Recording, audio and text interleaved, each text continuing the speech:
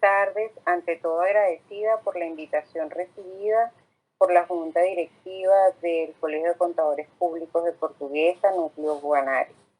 Siempre es grato para mí compartir con ustedes. En la tarde de hoy vamos a estar revisando un poco aquellos elementos que van a estar frecuentemente presentes en los requerimientos durante un proceso de fiscalización. Siéntanse con total libertad de manifestar sus inquietudes, comentarios o aportes al finalizar esta actividad.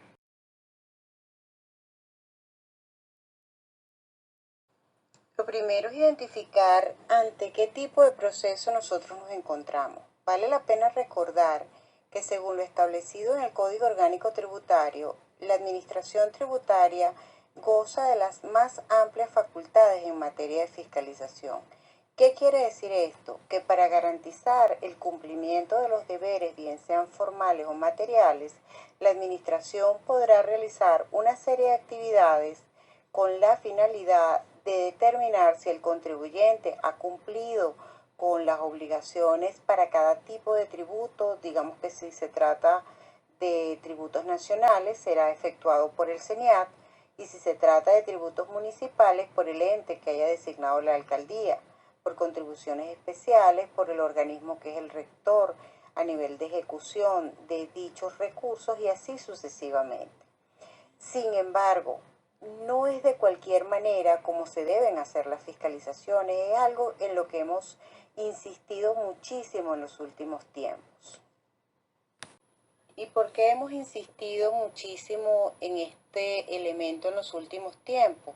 Porque hemos recibido información de que en ocasiones, incluso por una simple conversación que se pueda tener con algún funcionario de algún organismo, las personas o los contribuyentes pueden pensar que ya están inmersos en un proceso de fiscalización sin que eso para nada sea realidad. La realidad es que un proceso de fiscalización debe iniciar con una notificación que cumpla con lo establecido en el Código Orgánico Tributario. Estas notificaciones son reconocidas como una providencia administrativa, y allí se identifica claramente un funcionario que además debe ser competente para activar un proceso de fiscalización, debidamente autorizado por un funcionario que también es competente para ello. Allí se debe de definir claramente los tributos que van a ser fiscalizados y los periodos, incluso si es una fiscalización parcial o si es una fiscalización completa. Esto, una vez que este proceso inicia con esta acta que se hacen las notificaciones de rigor, va a llegar o bien conjuntamente con esta providencia o posteriormente un acta de requerimiento. En esta acta de requerimiento se establecen una serie de recaudos o elementos que son solicitados por la Administración Tributaria para proceder o iniciar el proceso de auditoría fiscal que ha de realizar este funcionario debidamente identificado. ¿Qué debe hacer el contribuyente? Lo primero es evaluar los recaudos. ¿Qué es lo que nos están solicitando? Y de esas solicitudes, ¿qué debo tener de manera inmediata y qué otras cosas podrían generar o requerir de mayor tiempo para dar el debido cumplimiento? De requerir mayor tiempo, entonces el contribuyente podrá solicitar una prórroga con base a lo que establece la Ley de Procesos Administrativos, y justificadamente el tiempo, que ha de ser un plazo razonable, expresará el tiempo que requiere para hacer la entrega adecuada. Debe entonces posteriormente organizar el trabajo con su equipo. ¿Qué tiene cada quien? ¿Cómo lo puedo conseguir? Si es un hábito tener respaldado de manera digital algún tipo de información, y esto nos puede ayudar a generar más rápido los recaudos, si los recaudos son escaneados, si los recaudos son digitales en un formato específico, o si son copias, y además de las copias deben presentarse algún tipo de originales, o si el funcionario que podría hacerlo de esa manera. De hecho, el mecanismo de presencialidad está claramente identificado en el código. Va a ser acto de presencia en la empresa, y entonces deben estar disponibles los documentos para su verificación o su revisión y sus notas, las notas que considere pertinentes. La entrega de recaudos también es un acto formal y debe quedar amparado con un acta de recepción que estará firmada por el fiscal actuante y el contribuyente. Todo lo entregado, usted debe establecer un protocolo de protección y este protocolo puede hacerse de manera digital o física.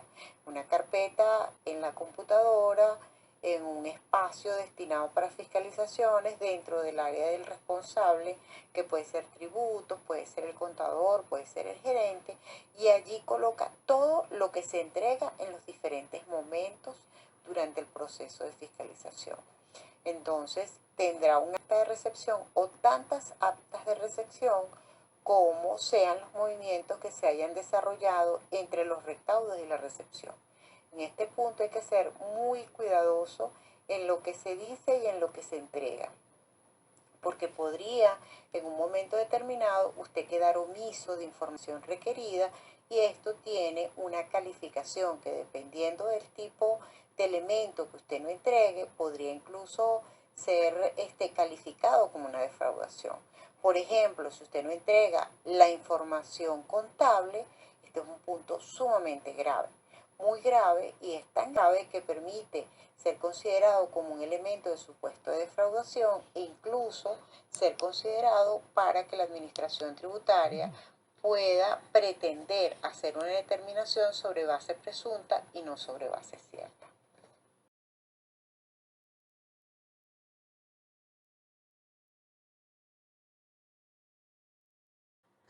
Durante los procesos de fiscalización nosotros nos vamos a encontrar con diferentes elementos solicitados o que lo que nosotros diríamos los infaltables, dependiendo sobre todo del organismo que esté efectuando el proceso de fiscalización o de las intenciones que pueda tener un organismo en un momento determinado. Entonces, encontramos que algunos de los requerimientos deben ser exhibidos. Exhibidos es que deben ser mostrados. No solo debe poseerlos o debe resguardarlos en el local, sino que además deben estar publicados en algún lugar que sea visible. Tenemos el caso del RIF, que es claramente establecido que debe estar exhibido en un lugar visible. La declaración del impuesto sobre la renta, porque así lo exige la propia norma. En algunas alcaldías, por ejemplo, exigen que esté visible la licencia, las declaraciones e incluso el pago. Y en el caso de algunos parafiscales, por ejemplo, la Providencia 003 tiene una lista inmensa de lo que debe estar exhibido en una cartelera. Entonces, en algunas oportunidades escuchamos que es que las carteleras se han convertido en una suerte de exhibición masificada. Todo lo colocan en las carteleras. No debe colocarse todo en las carteleras, solo aquello que la norma exige que sea exhibido. Entonces es posible que en el municipio en el que yo realizo mi actividad económica, la ordenanza exige que se exhiba la licencia de funcionamiento y se exhiba también la declaración y el pago. Pero quizás en la municipio donde usted realiza su actividad, esa exigencia no existe. Lo que nos va a diferenciar, sobre todo cuando se trata de tributos locales. Igual puede suceder con algunos tributos que gestiona el Estado. Pero los nacionales sí nos van a ser comunes. O sea, en los nacionales, además de los que le mencioné, por ejemplo, el FONA de la ley antidrogas exige, tiene unos deberes formales y exige que en cartelera se exhiba la última declaración y pago que sea realizada vinculado con este tributo. O sea, no es bueno generalizar, es muy importante para nosotros definir qué debemos tener exhibido, revisar cada una de las normas que nos establecen obligaciones desde el punto de vista formal o desde el punto de vista material, y que este cumplimiento del deber material nos conlleva nuevamente al cumplimiento de un deber formal, como es exhibir la declaración y el pago.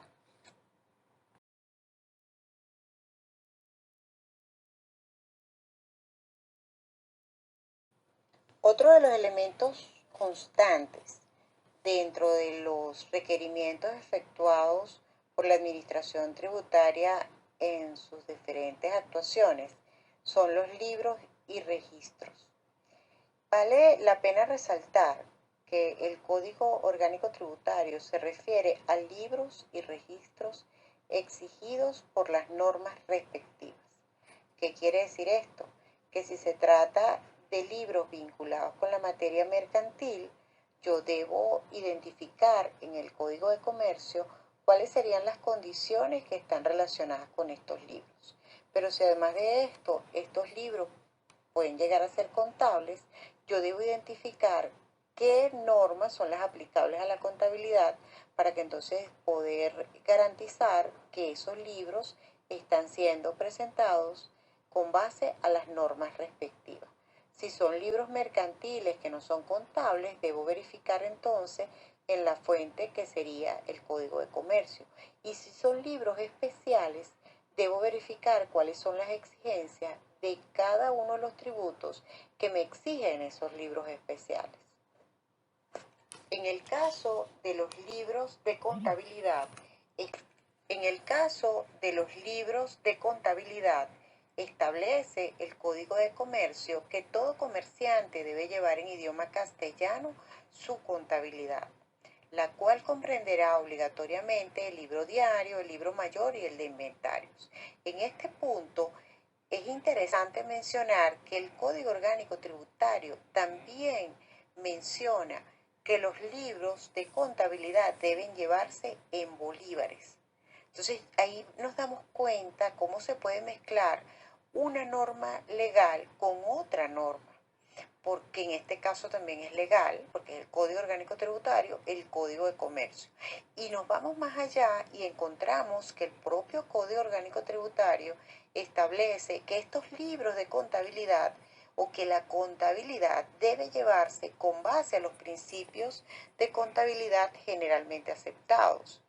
Recordemos que el reglamento de la Ley del Impuesto sobre la Renta menciona que dichos principios son los generados por la Federación de Colegios de Contadores Públicos de Venezuela, lo que nos llevaría a concluir que los principios a utilizar han de ser los BENIF, bien sea los BENIF pymes o las BENIF completas, o como las llamamos en algunas oportunidades, BENIF grandes entidades. Menciona el mismo Código de Comercio que para poder utilizar el libro diario y el de inventarios es importante resaltar que la referencia del código al libro de inventarios en este caso no es el libro de inventarios de mercancía, es el libro de inventarios de activos y pasivos de la entidad, ¿ok?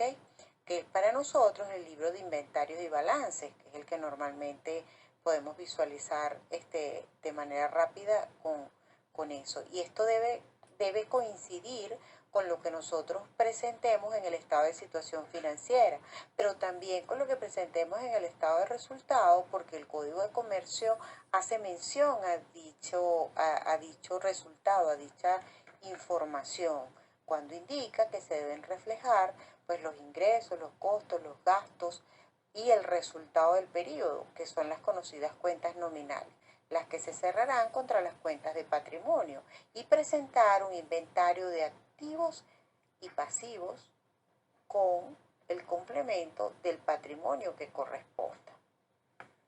Para que estos libros puedan ser utilizados, deben haber sido previamente presentados al tribunal o registrador mercantil. Es cuando nosotros normalmente decimos que el libro debe estar sellado, porque ¿qué nos exige el registro? Nos exige que los libros vayan foliados, que estén debidamente identificados, que además tengan el RIF de esa entidad, así esa entidad sea una persona natural que posee un fondo de comercio o una firma unipersonal, y que por supuesto sean presentados para que le coloquen un sello en cada una de las páginas que impida que en algún momento esto pueda ser extraviado. Hoy por hoy es permitido por el registro mercantil y por las normas jurídicas que dichos libros sean llevados de manera mecánica o impresos y no necesariamente de manera manual. Esto nos lleva a concluir que aunque el libro mayor es obligatorio, para su uso no es indispensable que se encuentre presentado antes de su uso ante el registro mercantil. la propia norma establece elementos que seguramente nosotros escuchamos cuando éramos estudiantes.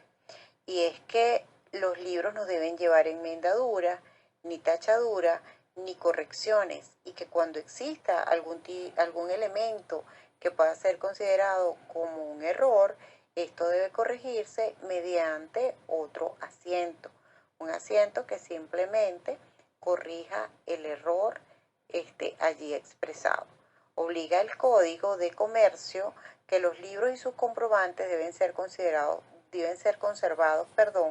durante 10 años a partir del último asiento en cada libro, así como las correspondencias y las cartas que puedan estar vinculados con el giro del negocio. Esto podría generar algún tipo de diferencia en materia tributaria, ya que la prescripción tributaria, cuando se ha cumplido con todas las obligaciones, es de 6 años y de 10 años cuando no se han efectuado las declaraciones respectivas. Pero recordemos que por otra parte, en el Código Orgánico Tributario hay elementos que no prescriben, como por ejemplo la quiebra fraudulenta. Entonces, no que alguien esté pensando necesariamente en eso, pero sí siempre vale la pena mencionarlo. En otro sentido, algunos documentos, aunque hayan transcurrido los 10 años, no pueden ser desechados, como por ejemplo los documentos que están vinculados con la adquisición de bienes inmuebles, los documentos que están vinculados con la adquisición de bienes muebles cuya vida útil supera los 10 años. ¿Por qué? Porque ellos van a ser un elemento de prueba en cualquier momento, porque la continuidad está dada por la generación, en el caso de los bienes muebles que son depreciables, por esa propia depreciación. Y en el caso de los bienes inmuebles, porque lógicamente la transferencia deberá hacerse mediante un registro especial y porque unos y otros necesitarán seguramente durante un determinado tiempo de vida generar costos de mantenimiento, que para su aceptación debe probarse el derecho que se tiene sobre esos bienes. Asimismo, existen otros libros mencionados en el Código de Comercio que, que tiene un deben. Los administradores de la compañía deben llevar. Cuando hay un debe, entonces indica que es una obligación de hacer. El libro de accionistas, donde conste el nombre y domicilio de cada uno de ellos, con expresión del número de acciones que posea y de las sumas que haya entregado por cuenta de las acciones, tanto por el capital primitivo como por cualquier aumento y las sesiones que hagan. Recordemos que este libro es indispensable tenerlo bajo resguardo porque es el único elemento que permite en un momento determinado hacer efectivamente las sesiones de las acciones, las ventas y cualquier trámite que esté relacionado con este elemento del capital. El libro de actas de la asamblea, el libro de actas de la junta de administradores, e indica que cuando los administradores son varios se requiere para la validez de sus deliberaciones la presencia de la mitad de ellos por lo menos. Si los estatutos no disponen otra cosa, los presentes deciden por mayoría de número. Es muy frecuente que en las pequeñas y microempresas que los directivos sean los mismos administradores. El administrador no es solo el que ostenta el cargo de administrador, o digamos que no es solo, no es necesariamente, ni el gerente tampoco. Pudiese coincidir si eso es lo que está establecido en los documentos mercantiles, en las actas donde se han designado los administradores. Acá es muy frecuente darles el título de presidente, de vicepresidente, de vocales o de directores de diferentes áreas. A estas personas se refiere ese libro de acta de la Junta de Administradores. Aun y cuando la práctica nos evidencia que luego nos encontramos con los libros especiales. Entonces, dependiendo del tipo de libro, yo me voy a regir por lo que me indique la norma. Si se trata de los libros de ajuste por inflación fiscal y el libro de inventario de mercancía, ¿Quién me indica? Me lo indicará el impuesto sobre la renta, su reglamento y algún otro providencia o elemento jurídico que me pueda fortalecer esto. Si se trata de los libros de compra y venta, debo trabajarlos con el IVA.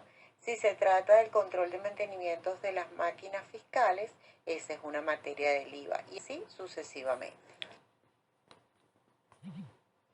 Aun y cuando la práctica nos evidencia que el proceso para generar las actas es hacer el acta, llevarla al registro cuando se trata de actas de accionista y posteriormente transcribirla en el libro. La intención de tener unos libros sellados que tienen un peso importante en materia mercantil y en materia probatoria es que el acta se haga durante el proceso de reunión.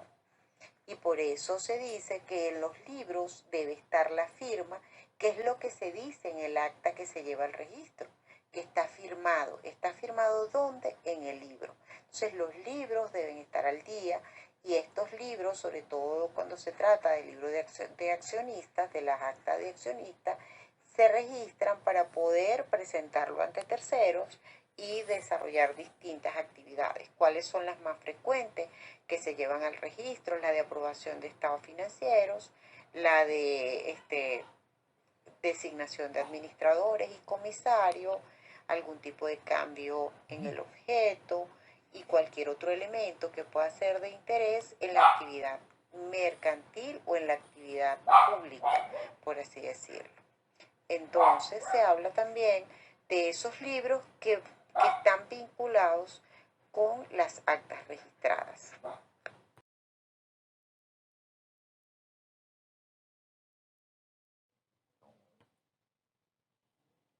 Luego encontramos algunos elementos que pueden ser comunes para distintos tributos.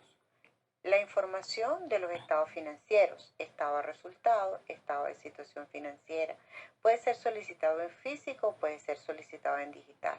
Puede ser solicitado en físico y puede ser solicitado en formato Excel, porque recuérdense que en este punto el que está del otro lado solicitándonos información está haciendo o está desarrollando un proceso de auditoría. Entonces, él puede hacerse de los elementos que considere pertinentes para hacer su actividad más sencilla, para tener el resguardo debido, para poder tener entonces amparada toda la información que le va a servir de piso para poder armar el expediente de fiscalización. ¿Qué debe usted tener cuidado? De siempre respaldar. Si usted envía una información en formato Excel, envíela también en PDF.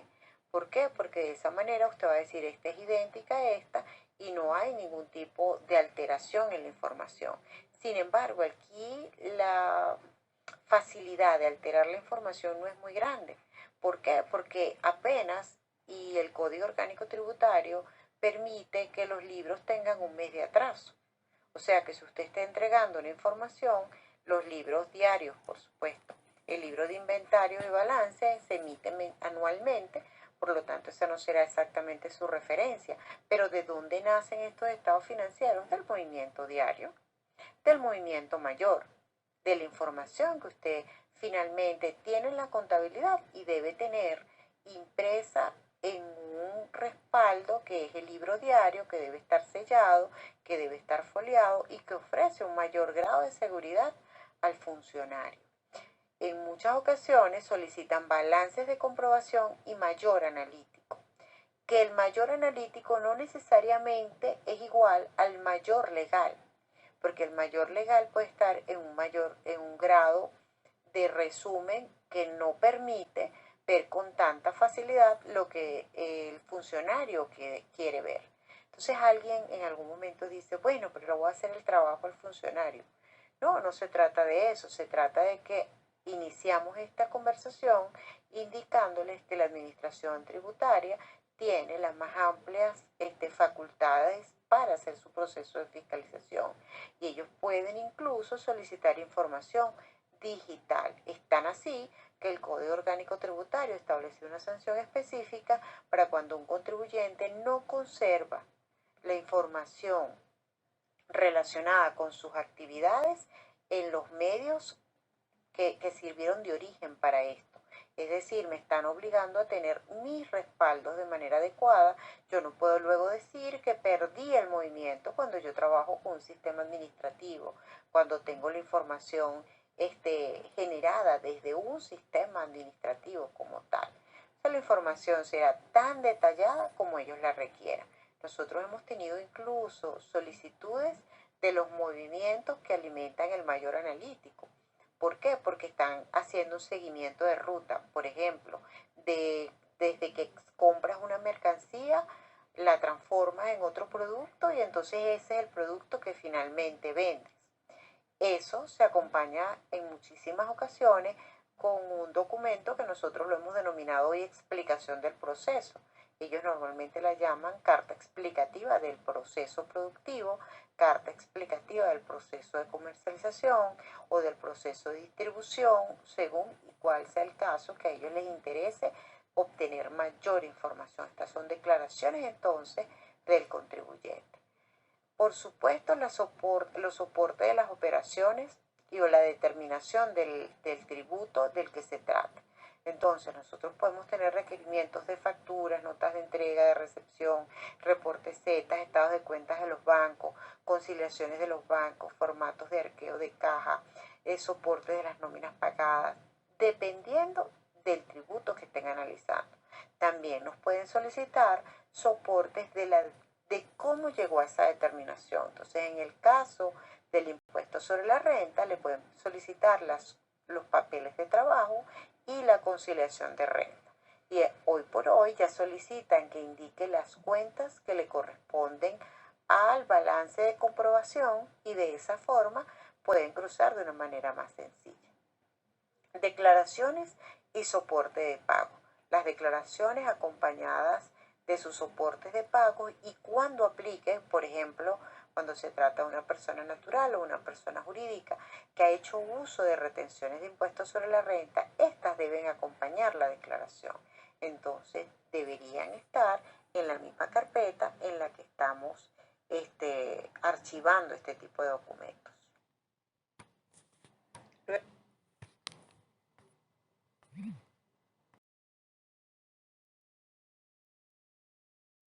Otro elemento solicitado con frecuencia son las actas o las resultas de fiscalizaciones anteriores.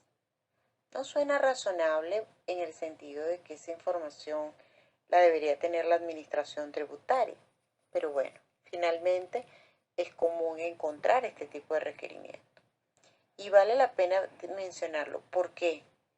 Una de las razones que pudiese estar vinculado con dicho requerimiento es el que la administración puede evaluar si el sujeto podría estar bajo la reincidencia de una falta, porque es establecido en el Código Orgánico Tributario que habrá reincidencia cuando el sujeto pasivo, después de una sentencia o resolución firme sancionatoria, recuerden que una resolución firme sancionatoria se consigue cuando el sujeto se allana o paga, cuando el contribuyente acepta las resultas del trabajo realizado por la administración tributaria que terminó con un acta de reparo, se allana, que es como normalmente nosotros decimos, es decir, paga, hace la aceptación de esos reparos. Allí ya ese es un acto firme porque hubo una aceptación por parte del contribuyente. O bien, cuando el contribuyente ha decidido ejercer o defenderse en sumario, presentar descargos en sumario y hay una resolución culminatoria del sumario. Si el contribuyente en ese punto lo acepta, entonces ya digamos que ese es una resolución firme sancionatoria. Si el contribuyente decide establecer un recurso jerárquico y hay un resultado de ese recurso jerárquico, esa es una resolución firme sancionatoria. o una sentencia si el contribuyente decide irse al contencioso y obtener de esta manera una sentencia. En este caso sería desfavorable porque por eso hay reincidencia. Si comete uno o varios ilícitos tributarios durante los 6 años contados a partir de la fecha en que ocurren los eventos que les mencioné, entonces el contribuyente podrá sufrir las consecuencias de tener una calificación de reincidencia.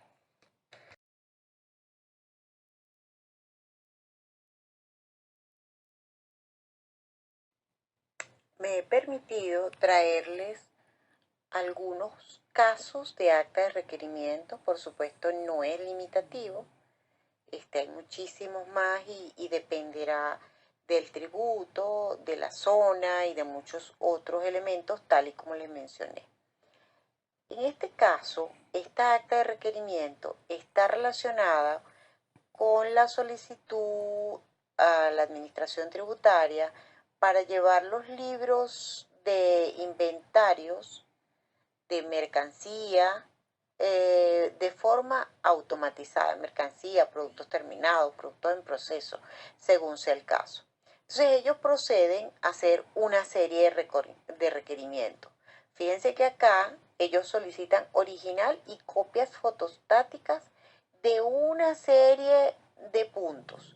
El RIF, el registro mercantil, actuaciones fiscales anteriores, la solicitud en original y copia de la declaración definitiva de impuestos sobre la renta, del balance general estado de ganancias y pérdidas los 2 últimos ejercicios fiscales, facturas de venta, tickets, documentos, lista de productos que comercializa, copia de los registros manuales de entrada y salida de inventario y el escrito donde señala actividad de la empresa, exposición de motivos. En este punto, esto es un requerimiento para una fiscalización en materia de impuestos sobre la renta del periodo 2017. ¿Qué es lo resaltante? Lo resaltante es la solicitud de los papeles de trabajo de conciliación fiscal y elaboración de declaración del impuesto sobre la renta.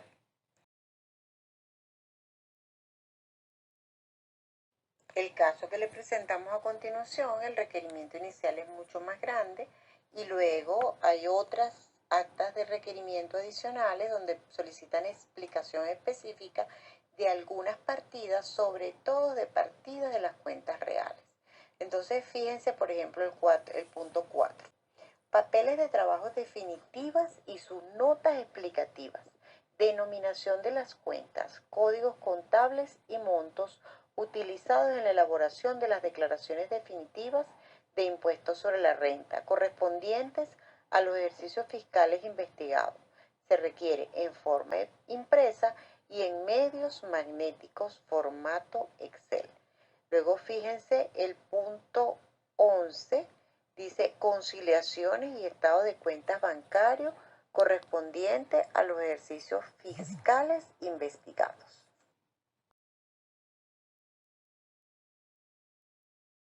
Luego podemos visualizar acá cómo se va perfilando esta investigación con mucho interés en el movimiento de los ingresos.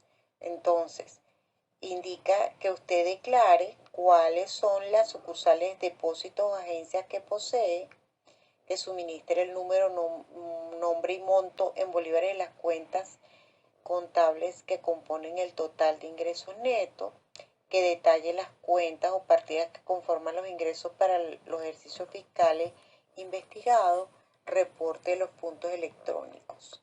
En este caso, ellos además solicitaron posteriormente información sobre la conciliación de las cuentas por cobrar, información sobre la conciliación de las cuentas por pagar, entre otros. Este caso está vinculado principalmente con las importaciones. Entonces ustedes visualizan que además de los elementos que son comunes, se solicita una explicación escrita del tratamiento contable y fiscal otorgado a las pérdidas por diferencial diario producto de las operaciones de compra-venta de títulos valores efectuados durante los ejercicios 2015 y 2016 se aplica. En este caso aplicaba, entonces no solo revisaron eso, luego ampliaron sus pruebas y solicitaron conciliación de las cuentas en el extranjero, conciliación de los pagos que se efectuaron, el seguimiento contable de las transacciones realizadas vinculadas con este evento, haciendo un seguimiento de cada una de las cuentas por las que esta información pudo haber pasado. Listado detallado de aportaciones realizadas indicando los siguientes conceptos: fecha, factura de compra, número de factura de importación, monto de la factura y así sucesivamente. Y cualquiera otros recaudos referentes a las transacciones de títulos valores efectuados para el ejercicio 2015-2016.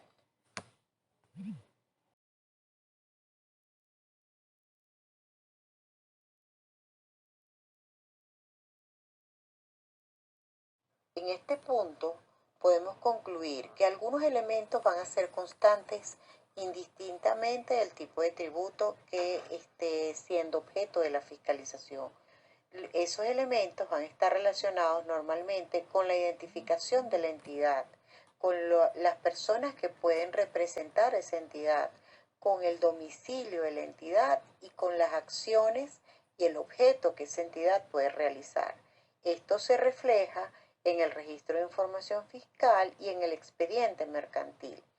Y pueden además solicitar otro tipo de información relacionada, por ejemplo, con el libro de junta de administradores o el libro de administradores, que también es conocido de esa forma. Considerando que allí se van a transcribir decisiones importantes de la gerencia. Bueno, estimados colegas y amigos, hasta acá la presentación que he preparado para ustedes. Quedo atenta a sus comentarios, inquietudes o preguntas.